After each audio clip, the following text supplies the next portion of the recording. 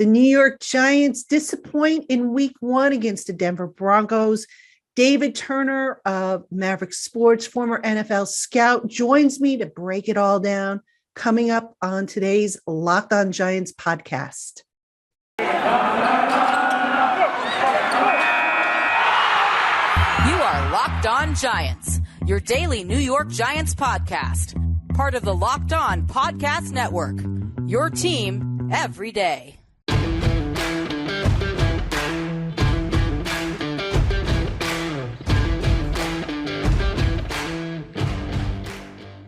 Hello, New York Giant fans, and welcome to another edition of Locked On Giants, part of the Locked On Podcast family, your team every day.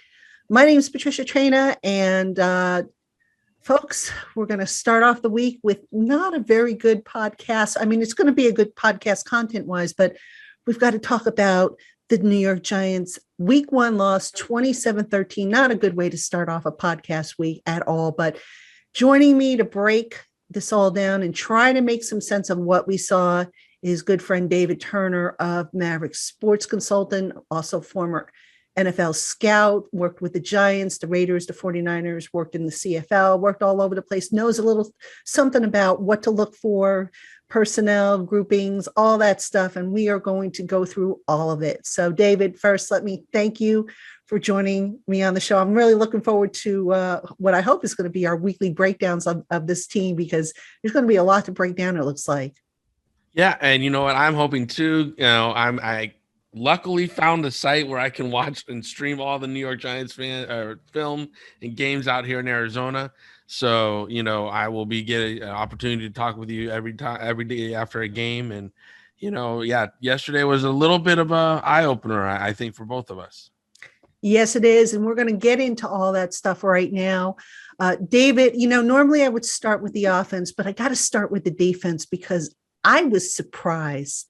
I really was surprised at how they were getting gashed. Now, when I put together my keys of the game, I picked out 3 keys. And one of the keys I wrote about was the tight ends. Noah Fant scared me a little bit with his ability to rack up yards after the catch. So not only did the tight ends gash the Giants, and it looked like the middle of the field was often too wide open. I mean, I know they were doing a mix of zone and man coverage, but, you also had the receivers gashing the middle of the field. What did you see from the Giants defense? What were they deploying, and where did they basically go wrong with that strategy? I didn't see much of a strategy. That was my problem. I'll be honest, like in preseason, I thought they were holding back a little bit. You and I had talked about, putting people in different positions just to see where they would fit and everything in the defense. But yesterday, I honestly didn't see much of a strategy. I mean, if they didn't have Martinez, that would have been a real blowout. I mean, Martinez made the tackles, but the rest of the tackling was poor. We saw a lot of DBs hit and fall off guys. We saw even defensive ends not be able to pull guys down. I mean, it was really, tackling was atrocious. And that's all fundamental. I mean, that is fundamental. If you're not doing tackling drills, if you're not hitting the Duke every day, I mean, that's just obscene to me. It just is. I mean, maybe I'm an old fuddy-duddy, but you go hit the Duke, and after that performance yesterday, the head coach should be hitting the Duke. I mean, everybody should be hitting the Duke and taking it down today at practice, because tackling yesterday was atrocious. And in addition to that, I didn't see a lot of complicated blitz schemes. I didn't see a lot of stuff. And I'm like, you got Peppers now in there, and you got was it Logan, and you got Bradbury. I'm like, you should be able to throw some complicated blitz schemes in. You should bring some guys from some exotic looks. I didn't see it yesterday, and I'm like, and at the end of last year, again, we saw that stuff, and Graham's got almost the same defense coming back with just a few draft picks and stuff. So it's like, why aren't we doing a lot of this exotic look right now to get some pressure over here on Teddy Bridgewater? Like, why are we playing it so safe with Teddy B? Like, I like Teddy B. He's he's a really good quarterback in my opinion, and I know not everybody agrees with me on that, but they made Teddy B look like a superstar yesterday. I thought the same thing. I mean, I was alarmed at how much space in the middle of the field. I saw no pass rush to speak of. The only guy who I thought gave any kind of pass rush was Ojulari. The run defense, especially on the edges, I mean, what is going on there? I mean, I thought, again, between the tackles, they were fine, but it just seemed like Denver was targeting the edges and they were having success running the ball against the Giants. Remember the third preseason game, our show, we talked about how the secondary fits into the edges weren't working right. Mm-hmm. And we were like, well, they don't have the starters, and maybe that's what's going on here. And they're trying some different people. Same thing happened yesterday in the first game.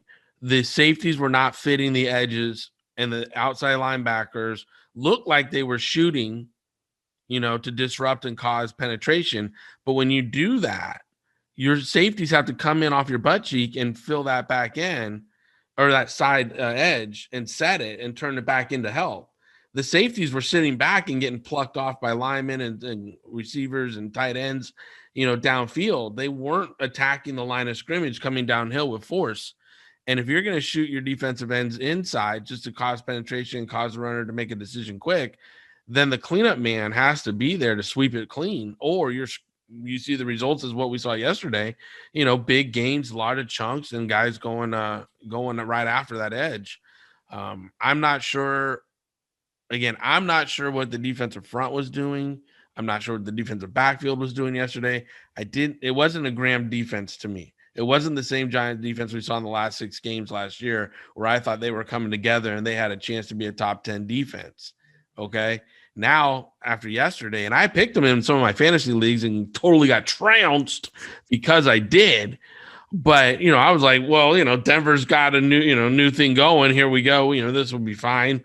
Giants looked good last year. No, lost a lot of fantasy points yesterday on those Giants defense because they just weren't attacking. They weren't setting edges, and they weren't getting the blitz game, which is awful. Yeah, I mean, it just looked like, in trying to figure out what was the strategy, I can't figure it out. It looked like they were almost experimenting, like this was preseason week number 4 for them, which, by the way, the judge had said, well, maybe these first few weeks are going to be like preseason again, which brings up a point that I got to tell you, this annoys me because I go back to the preseason. All right. And they got the starters quality snaps in practice. But then when it came to the game, it was like, well, they got quality snaps in practice. So let's take a look at some of these other guys. What?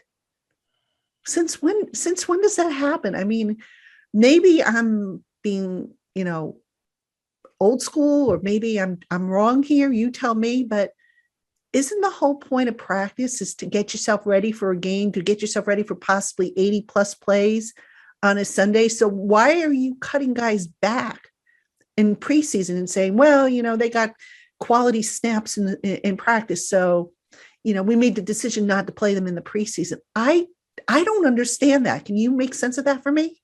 Well, here's my thing. Here's my take on it. I can never tell a coach how to manage his roster for a season, because I learned early in my career, a receiver's legs almost every practice is going to go almost 10 miles.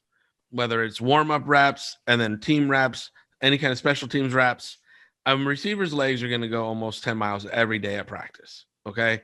Now we have 17 weeks of games and 3 preseason games, and you got to manage reps. So I get that. And again, like I said to you last week or week before, New England a couple years ago went 1-3 in the first 4 games and then won the Super Bowl, because Belichick knows how to manage reps. And now Judge comes from there, and you know what? He might be like, screw the first game, screw the second game. We're just going to figure this out. And then week 3, 4, 5, we're going to start hitting stride. Now you have to have a lot of confidence from your ownership to do this. You really do. But as the media, as us, we have to be critical of each week and know, because we can't get in their head. We don't know what they're doing. We don't know if that's actually what he's up to, or if it was just like, you know what, you guys look like crap today, right? And for us, as sitting here watching the game, they look like crap. It didn't have much of a scheme on defense. It didn't have an exotic look. Like I said, the last 6 games last year, they had all their starters. They're completely healthy. So why are we like, I was hoping the Giants defense was going to come up, zero coverage across the board, blitz, bring the heat, put the pressure on Teddy B, and make them go back to Denver crying. But in essence, they sat back in zone coverage. And even on third downs, they weren't pressing. They were off ball, off man coverage. And it's like, why are you giving them that 3 to 5 yards? Why aren't you got Bradbury and the boys, roll them up and let's play zero coverage and, press and bring 5 or bring 6. I mean, let's put Teddy B's like what, 5'11", 6'1". I mean, he's not a big dude, and you barely hit him and knocked him down all day. Yeah, his helmet came off a couple times, but it was when he was scrambling. It wasn't like you guys were knocking him down in the pocket and taking him out. So again, I'm not trying to be overly critical on week 1, but it was not the defense I was expecting to see week 1 for sure. And I was really baffled. Even watching the sidelines, Judge was talking to Graham at one point, and Graham was just standing there quiet, just, bobbing his head. And I'm like, where's the passion? This looked like a high school teacher talking about, chemistry or something. I'm like, where's the passion? Where are we going to start seeing clipboards flying and people yelling? Like, what's going on? Giant fans, we have much more coming up. But first, I want to tell you about Run Your Pool, which is actually the host of the Locked On Giants podcast listener pool, details of which you can find in our show notes. Now, Run Your Pool is a way to create a custom pool for your home, your office, your friends, your family, whatever you want. And they have so many different formats that you can use. They make it so easy to run a pool with your friends, family. You can choose from Survivor, Pick'em, Squares, Margin, Confidence Pools, 33, and so many more formats. You can also customize the pool. You want it with your own branding, for example, your company logo or the logo of your bar or restaurant, if that's what you're doing. And you can run the pools for NFL or college football, 1 week, full season playoffs, or the Super Bowl. So check out runyourpool.com. And with our special promo code, which is Locked On, you will get $10 off when you set up your custom pool. Again, that's runyourpool.com, and the promo code is Locked On for $10 off your custom pool. All right, David, let's talk about the offense. Now, I thought the offensive line, not horrible, but right tackle, they've got a problem. They've got a big problem there. I mean, Matt Baird, how do you not know the snap count? How do you not know that Von Miller is lined up across from you? I mean, when I saw that play, I was like, oh my gosh. Nate Solder, a little better, but not, the Giants got a problem at right tackle. And by the way, can I just say, when I was talking about in the last segment about, managing reps and all that stuff, I was thinking more along the lines of the guys in the trenches.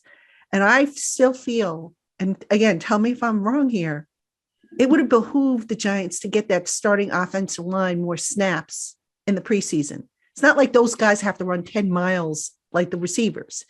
No, the and big boys don't have to run 10 miles, but battling in the trenches is like a sumo fight every day. Okay, I get that, but David, I mean, come on. We'll call O'Hare. We're going to get O'Hare on the show, and he's going to tell you about training camp in the trenches. I'm sure he will. Yeah, look at you laugh. You know what he would say. I know exactly what Sean would say. I've spoken to Sean many times.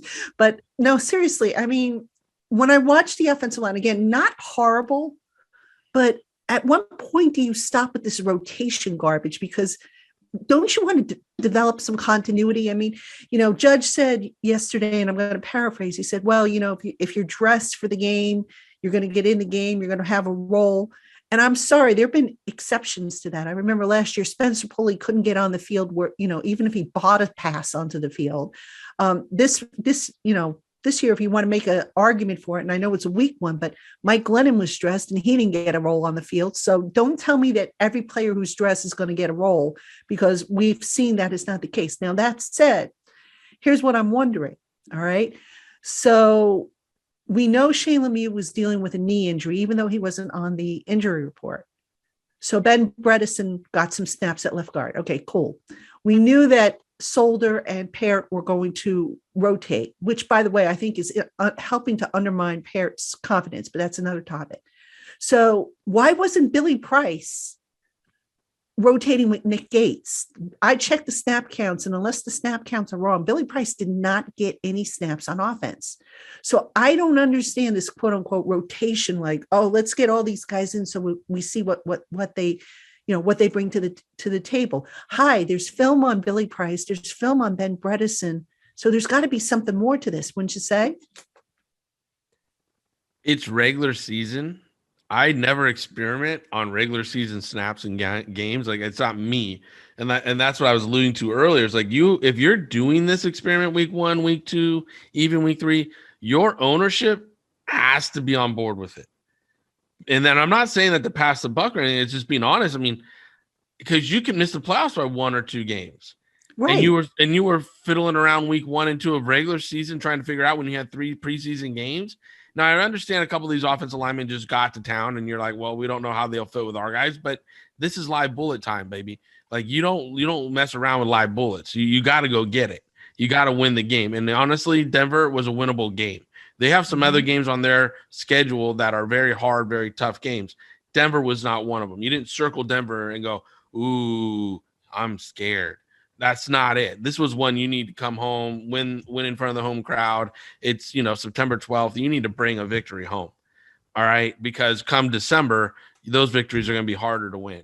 You're going to have less of people, in your trenches, on your edges that are healthy. So come out week 1, guns blazing, and let's go. It's not experiment time. Yeah. That being said, I mean, I don't know why everybody needs to play. This isn't everybody gets a participation trophy because you are able to put your pants on right.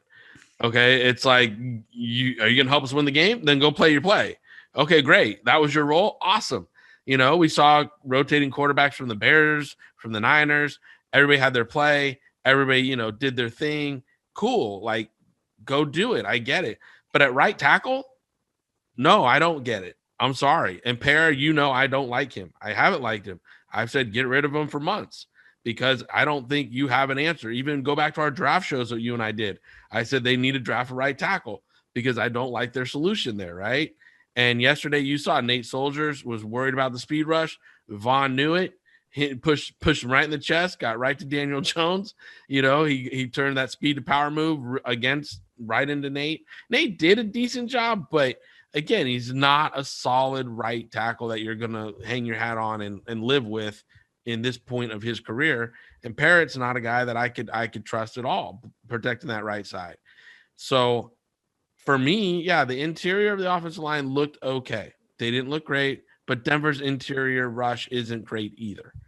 And when you saw the edges, the both right and left tackles, they were suspect to me yesterday. More right's the bigger question mark, but you can't give the left tackle off the hook either. He gave up pressures. He was holding on. His technique was bad. And again, what are we talking about a lot? Tackling technique was bad, and now blocking technique was bad. These are fundamentals. You can handle that in practice. If your practice film doesn't look good, then your fundamentals don't look good, and they're not going to translate over to the game. Yeah, I didn't think Andrew Thomas had as bad of a game this week as he did in the New England game. Not perfect, obviously, but not horrible. So we're looking for signs of encouragement to grasp onto here. So I'll take that one. I got to ask you about Daniel Jones, because my gosh, I mean, I want to believe in Daniel Jones. I really do. And I thought he made some good decisions yesterday. I thought he had some good throws, but every time he takes off with the ball in his hands, I cringe. I cringe because I don't want to see the quarterback being the leading rusher every week. By the way, people will say, well, Saquon, it was his first few games back, but okay, I get it. But Saquon we'll talk about in just a bit, because I mean, there were some things I saw with Saquon that I want to ask you about. But let's stay with Daniel Jones for a minute. Why is it so hard for this kid to learn to slide? I mean, I see it almost like, he wants to show he's tough. So he's running with the ball and he wants to be like a running back, lower his head, lower his shoulder, boom, knock a guy over. But I think he's putting himself at injury risk there, an unnecessary injury risk at that, by doing that. Not to mention he's losing the ball. He has 30 career fumbles. Okay. I think he's lost 18 of those 30 career fumbles. 28 starts, I think, or 28 games he's been in. That's kind of an alarming stat, wouldn't you say? Yeah, you would think that they would have, incorporated Tiki Barber to come teach him the freaking high and tight, because Tiki had a little problem with the freaking fumble, and then all of a sudden he went high and tight, and they taught him how to do it. I was there with Tiki. Tiki was a great guy. He worked it every day because he did not want to put the ball on the ground. Daniel Jones, call Tiki. Have him come over. He'll teach you how to do high and tight, okay? Because right now, whoo, baby, you are not the runner. And again, it costs the Giants opportunity, right? Bill Walsh, great Bill Walsh, once said that every quarterback has to have the feet to escape the rush and make a play 6 times a game. There's 6 plays a game, whether they have to escape the rush and roll away from it, make a throw, be able to throw on the run, or pick up a first down, at least with three times a game with their legs, because the defense doesn't account for him as a rusher. So even the great Joe Montana was expected to escape the pocket and make a play with his legs. But I think you alluded to it earlier. Baseball slide, run out of bounds, don't dive head first, don't try to, get the extra yard. You're the freaking quarterback. The fullback gets 1 yard, okay? Penny, I mean, he gets 1 yard. Your job is to stay healthy, move the chains, and let's go. And again, if you're going to be coming up a yard shy, fine. We'll punt and live another day. But if you get a head concussion or you separate your shoulder, break a clavicle because you're diving into a pile for that 1 yard, you cost us the season, because Mike Glennon is not the answer. All right. Mm-hmm. So as much as I love Daniel's ball, I love the way he throws. I wish his pocket was cleaner. Like, I really wish, I don't know if this is where we should go with the conversation, but I wish JG would really use more 12 personnel and 11 personnel in ways in which Mac keeps 6 in, and maybe even 7 at times, to give Daniel an opportunity to use the weapons that are out there. Because they do have some good weapons on the edge. I mean, with Galladay and Shepard, and, and they have him now, right? They got some guys. And I like Rudolph, obviously hate Ingram. But you have, you got Barkley that can spread out and catch a ball. So, I mean, he has so much on that offense that he can be very creative with. And his protections can be creative with who's staying in, who's going out, to confuse the rush. And yesterday we didn't see any of that. I did not see a creative cook in the kitchen with JG's calls and his personnel groupings. I didn't see it. I would love to see the Giants be a predominantly 11 personnel team with the receivers they have, and Barkley and Rudolph. Like, that could be an amazing 11 personnel team. Really can. Agree with you. And I agree with your take on Jason Garrett. I mean, some of the play calling, I was left scratching my head, and I'll point to one area in particular. And I wrote about it this morning. When they got the turnover from Logan Ryan and they were deep in their own territory, why not throw the ball deep? Try a deep pass to get yourself out of that hole. What did they do? They ran a ball up the middle, which they were having trouble running up the middle all game long. Then I think they tried a pass out to, I think it was to Eli Penny out of the backfield. I think he was in the flat that went nowhere. He's on the left side on the flat. Yeah. And it went nowhere. And I'm sitting there going, why would you not at least try one deep attempt? You've got these speedsters. Why not utilize them in that situation? I didn't get that. I didn't like the play calling in the red zone. I thought it was too conservative. And Saquon, the use of Saquon, I mentioned that before. Okay, I get it. It was his first action in almost a year. But we saw a lot of the same things we saw before his injury with his deployment. And I'm like, come on. We keep hearing about how this guy is a generational talent, how he can do all these fantastic things to help an offense. And yet they play him like he's just another guy. And it drives me crazy. I get the pitch count a little bit yesterday because he didn't do any preseason. And from what I understand, he didn't really get hit in practice. Like they didn't let him get it, get his shoulders loose, as I call it, So, like I understand Saquon's use a little bit yesterday, but yeah, there was that one where he did that jump cut and he totally stopped on a dime and then accelerated. I'm like, there's that kid. He's feeling it. If he's going to pull that move off, the kid feels fine. Yeah. Like as a coach, when I see that move, I'm like, let's go. He's ready.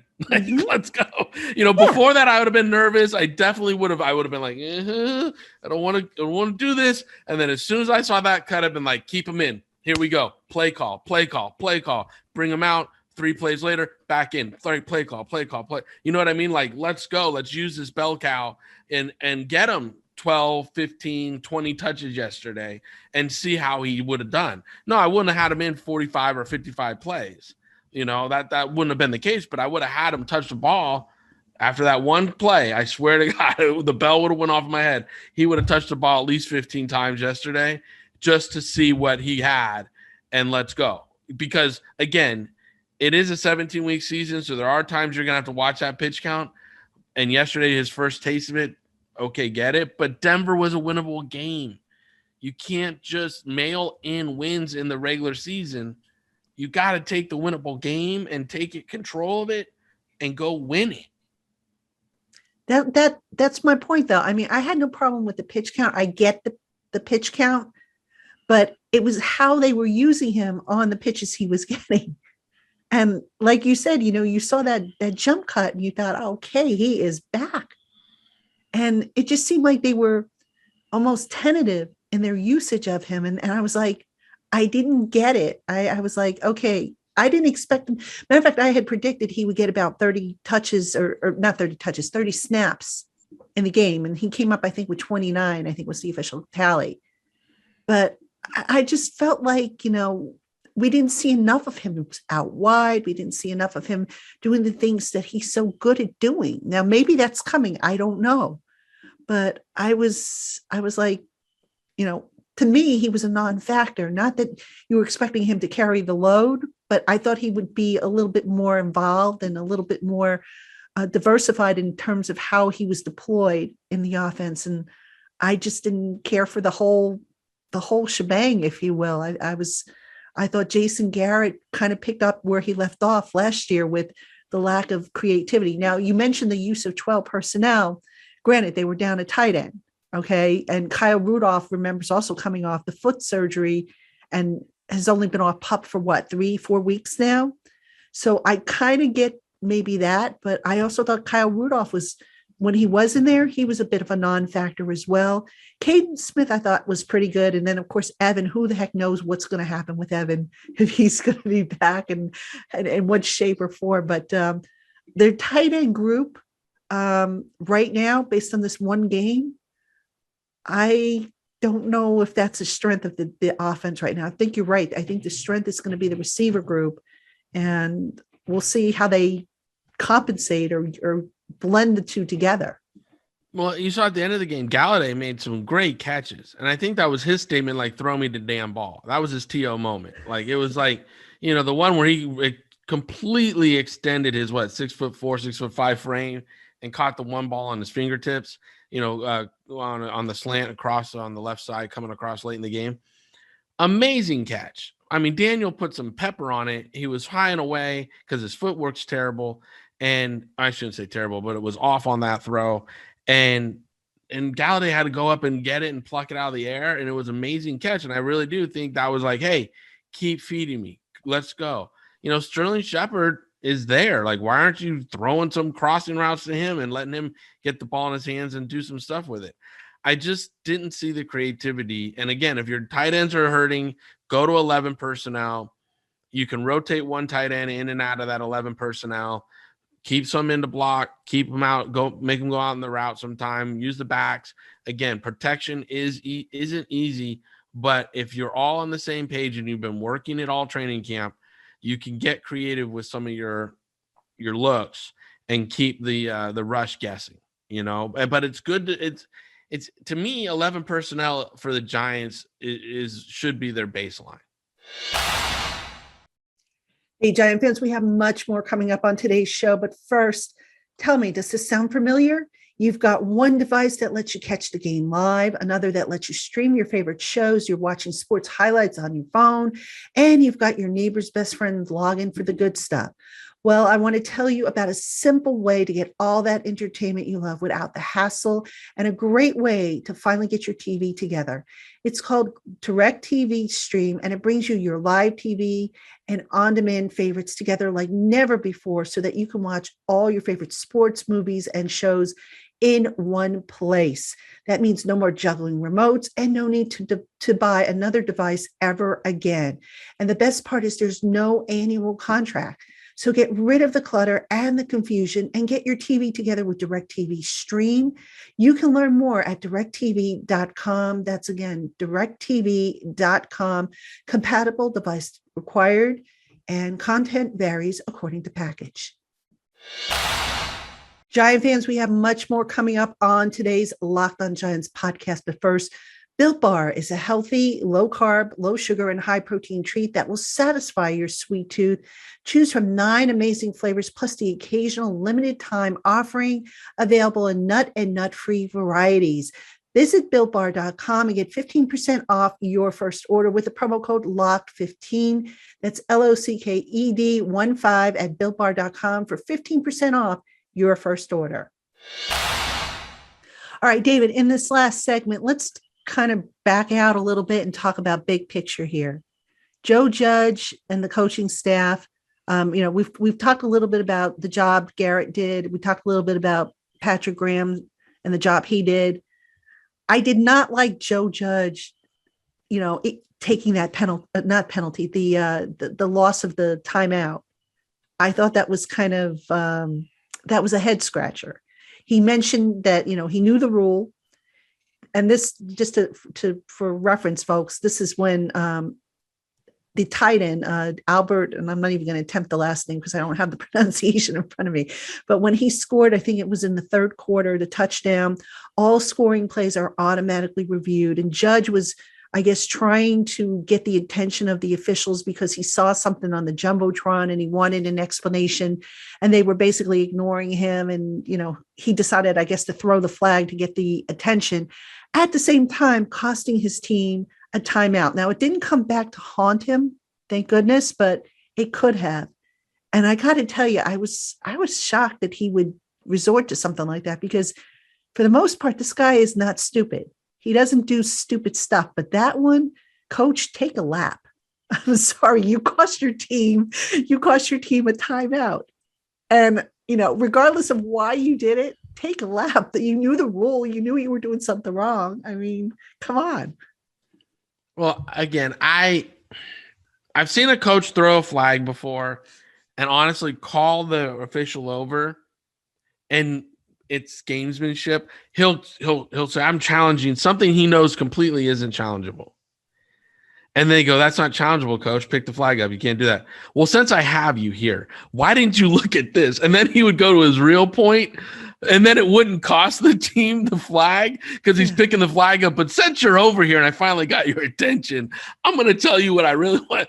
But they can't cost the team. And I've seen it done before, and I laugh because I'm like, I totally know what this coach is doing. He just, you can see it on the side. He's picking the flag up. He called him over, said, I'm going to challenge this. He knows it's unchallengeable. But then since he's got his attention, he's going to really talk to him about what he wants and go from there.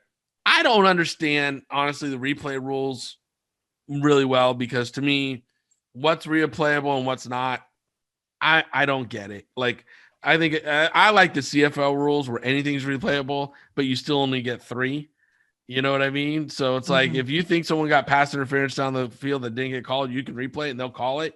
And then boom, you won that challenge. So you get that third one back, but you only get 3. So you got to manage them all game. You get 3. So, that's to me makes more sense. It's like, cool. But what you're saying, and I'm off on a tangent, sorry. What you're saying is, I don't understand why he called that flag. The rule, that it's a touchdown, it is what it is.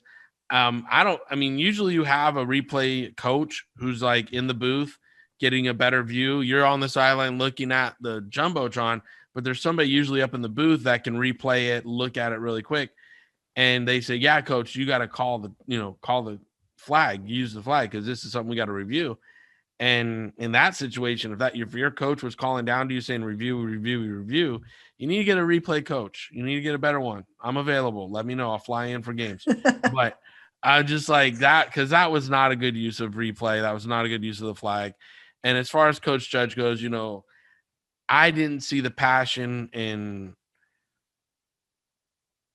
oh God, just the testicle fortitude yesterday to be like, come on, guys, let's go. Like, get this game. I didn't see it. And it bothered me because he seemed a little passive yesterday.